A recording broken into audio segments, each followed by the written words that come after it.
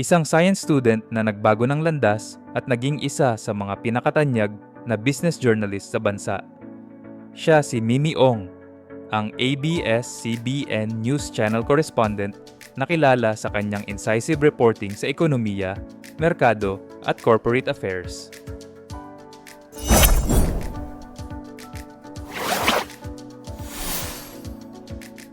Si Mimi Ong, na ang buong pangalan ay Michelle Crisel D. Ong, ay ipinanganak noong March 12, 1986. Nagsimula siya bilang estudyante ng molecular biology at biotechnology sa University of the Philippines, Diliman. Ngunit kalaunan ay lumipat sa kursong Broadcast Communication. Ang kanyang academic journey ay nagpapakita ng kanyang versatility at kakayahang mag-adapt.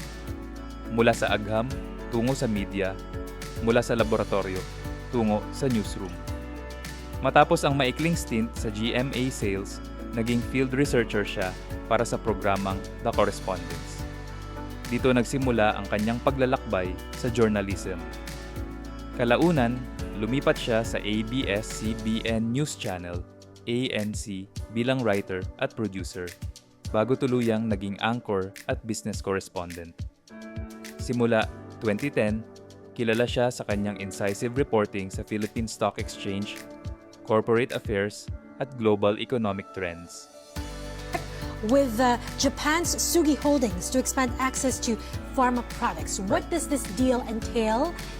Is there a value to this Sa deal? ANC, si Mimi ay naging isa sa mga pangunahing mukha ng business journalism.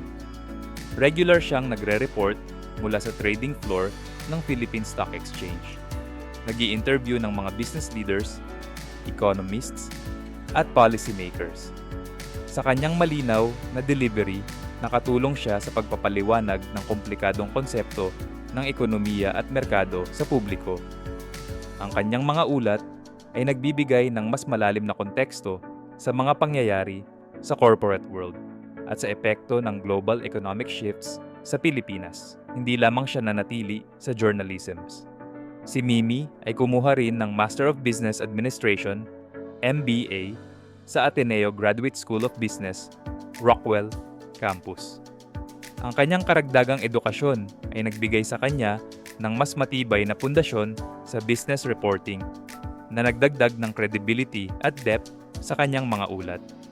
Sa kanyang career, ipinakita niya na ang isang journalist ay maaaring maging lifelong learner, patuloy na nagpapalawak ng kaalaman upang mas mahusay na makapaghatid ng impormasyon sa publiko. At iyan ang kwento ni Mimi Ong, mula sa pagiging science student hanggang sa pagiging business news anchor ng ANC. Siya ay patunay na ang journalism ay maaaring maging tulay mula sa agham hanggang sa ekonomiya at mula sa datos hanggang sa inspirasyon. Sa kanyang incisive reporting, nakatulong siya sa pagbibigay ng mas malinaw na larawan ng ekonomiya sa publiko, na nagbigay ng empowerment sa mga manonood na mas maintindihan ang mga pangyayari sa merkado. Kung gusto nyo pang makilala ang iba pang mga personalidad na nagbibigay inspirasyon, huwag kalimutang mag-like, share, at subscribe. Kita-kits sa susunod na video.